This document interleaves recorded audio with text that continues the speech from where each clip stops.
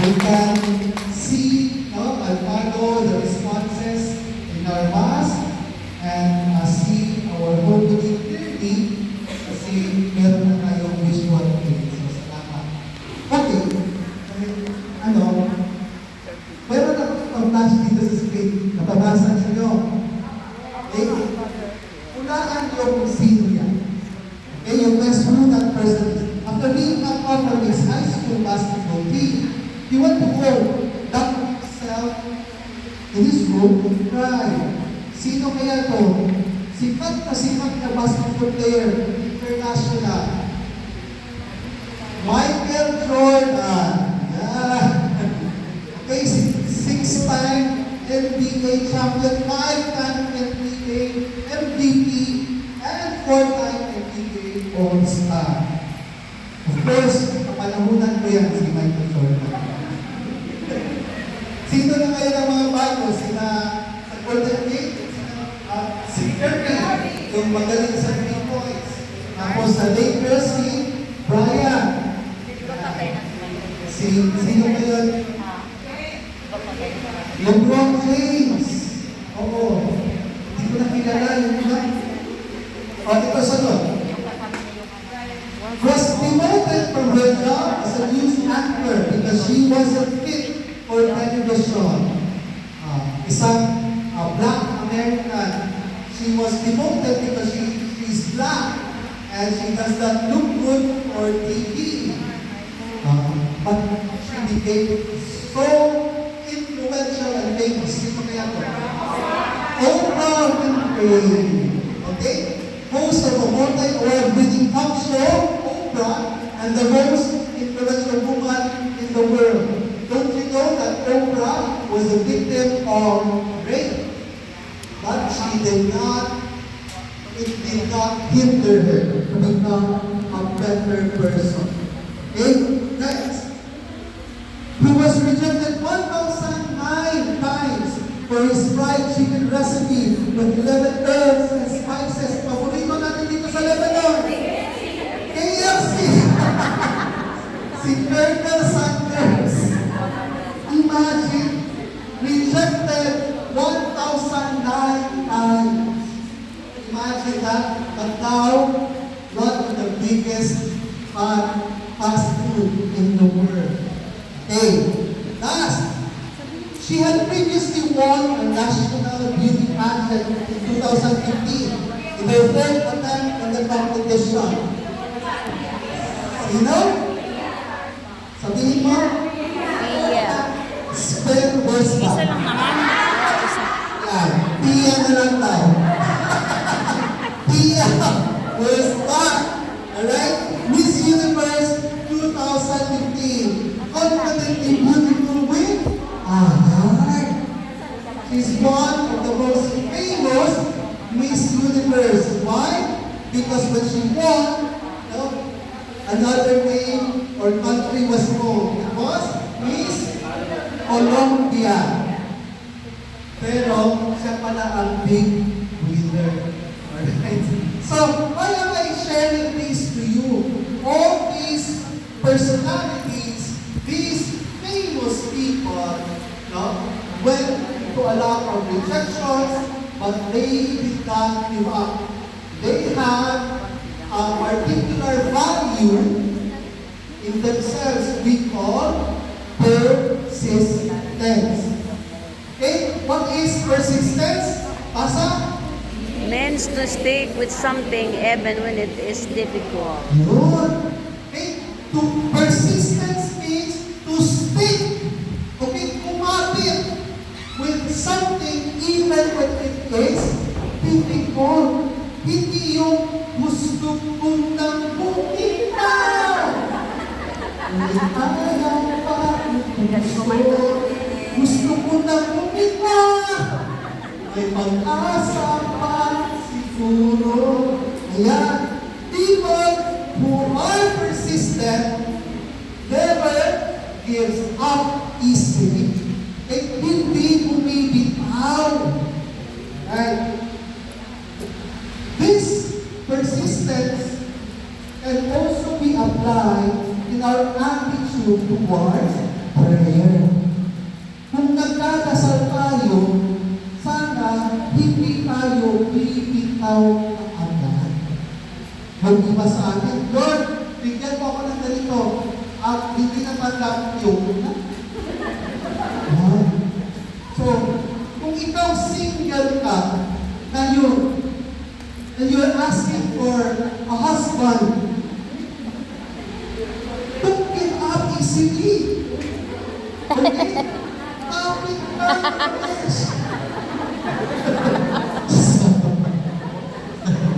But, let me tell you something about prayer. Okay? Sabi nga, when life seems difficult, push. Push means pray until something happens. Alright? So, persistence in prayer is pushing until you're praying until something happens. Diba? Ano sabi ng SB19? Push. No? Kung di mo to gusto, push. Tumabi ka dyan. Saan ka? Hindi na ako marunong sumayaw. Sabi na, when life seems difficult, we need to push. Pray until something happens. That is what persistence in prayer is all about. But what is prayer? Okay, next slide. No? In praying, in today's gospel, we are told to ask, seek, and knock. In today's gospel, in Luke chapter 11, 9 to 10, it says, and I tell you, ask and You will save. seek and And you will find. knock and Door will open. imagine that. For everyone who asks, receives, and everyone who seeks, finds, and to the one who knocks, the door will be open. What does it mean?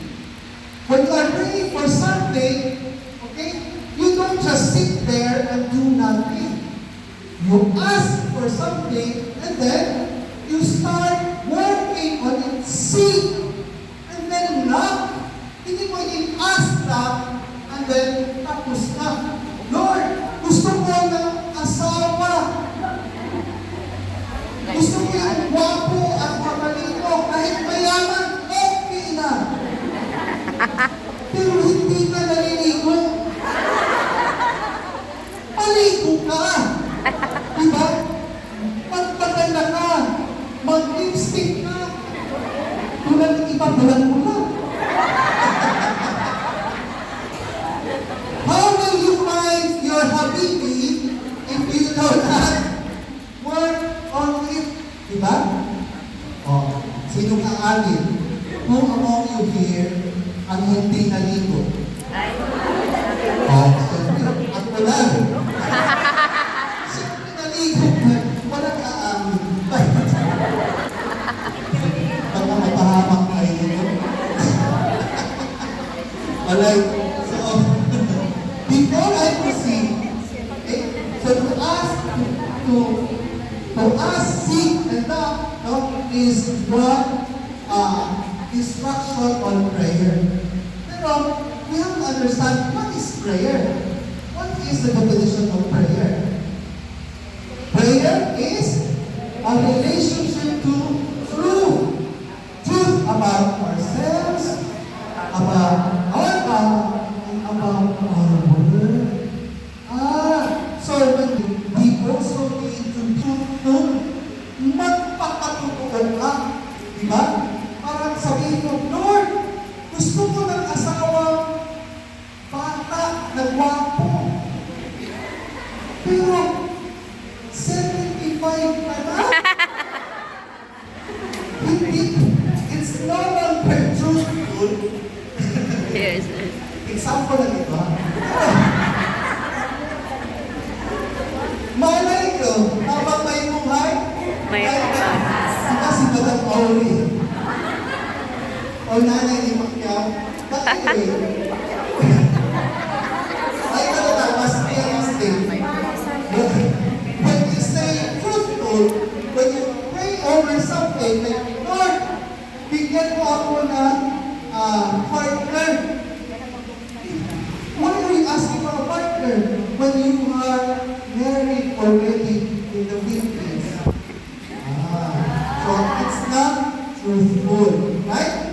It's not in accordance to the truth. You're married. So, sasabihin nyo, ibang sa Pilipinas, Father, iba din. Tapos, pupunta kayo sa akin, after 9 months, Father, magpapinyan po ako. Ayan. Sige, magpapinyan, entertain ko, kukunin ko yung pangalan, sabi ko, sino ang tatay? And then, they will give me a name of the father whose name is Filipino. And when I look at the name, I said, God, this is Filipino.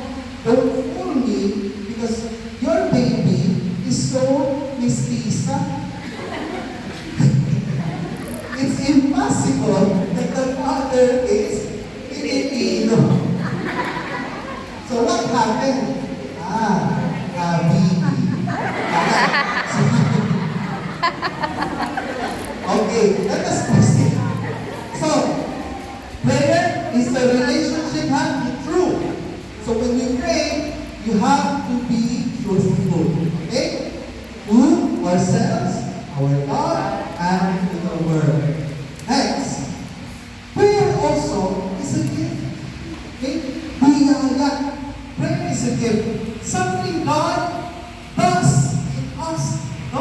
Ito yung ginagawa ng Diyos para sa atin. Does in us something we do ourselves, and not something we do ourselves, but please us just to relax, take the pressure off ourselves, and wait, allowing God to come as He wills. Minsan kasi when we pray, no, tayo yung nagdidikta sa Diyos. Lord, bigay mo ito sa akin. If you don't give this to me, no, I will no longer go to church. Aba, tinatakot pa ang Diyos. We don't do that. No? The gift, prayer is a gift. No? It's something that God is giving to us. Huwag kayong umasta na parang kayo ang may-ari na mundo. Wala na kayong habibi, maasta pa kayo ng gabi. So, pagpatuloy tayo. Pero, a lot of you may have experienced that you are praying, but it seems like you don't receive the answer to your prayers. Okay? Next.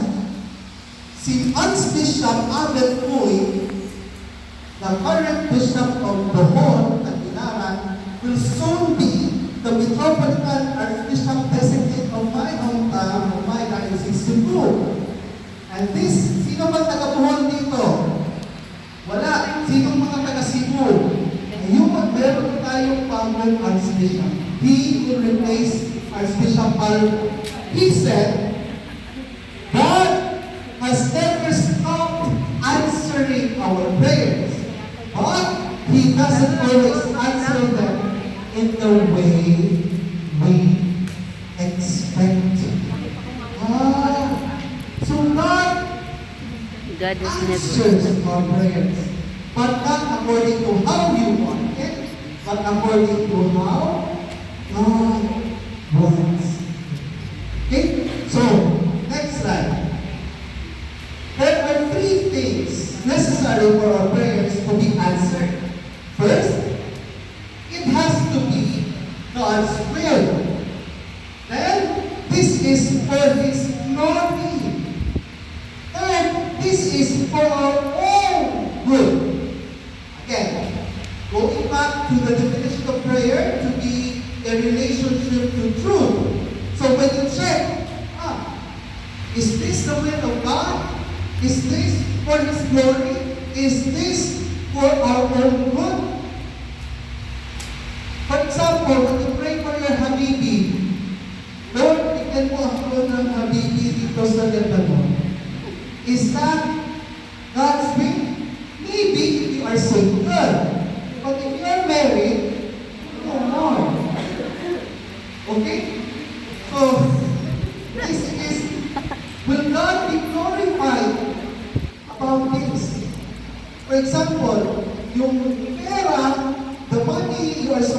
was sent to the Philippines, ipusta mo sa top kids.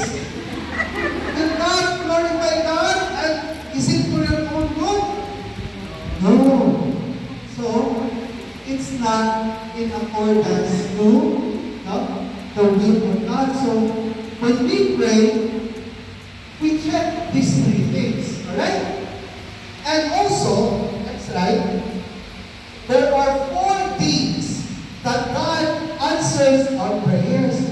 May 4 na paraan na sinasagot ng Diyos ang dasal natin. First thing, direct answer. When you pray for something, then God will give it to you directly. Diba? Na-experience natin yan. Lord, sana makagraduate ang anak ko. Ibagay ng Diyos directly. For example, when I was missioned here in 2017, first mission, I prayed that God will give me a car for my mission. God granted that. He gave me a car directly, brand new.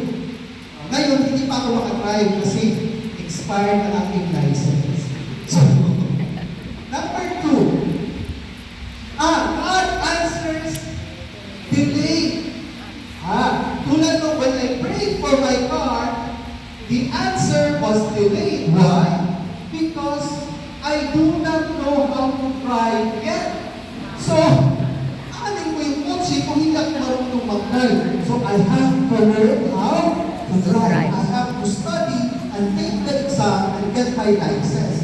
When I got that, the money to buy the car arrived, and I was able to buy my car in 2019. Diba? Ang galing ng Diyos. 13, different answer. Okay? We might be praying for something, but God will give you something different. Ibang sagot sa dasal, pero sagot pa rin, nevertheless. Right? When I prayed for my car, I was asking for a 4-wheel drive. So, it's not necessary for my mission. So God said, I'll give you a car, but it's different, enough for your need here in Lebanon. So, binigay yung sapat. Iba, pero sagot sa dasal. Right? So, try to remember, or when you reflect, yung asawa niyo ngayon is not the direct answer of God? Is that the delayed answer of God? Or is He the different answer of God? Marami sa different father. Alam ko ang hinihingi ninyo matangkad, pero ang asawa niyo, panda. Ang hinihingi niyo maputi, pero ang naging asawa niyo, maitim.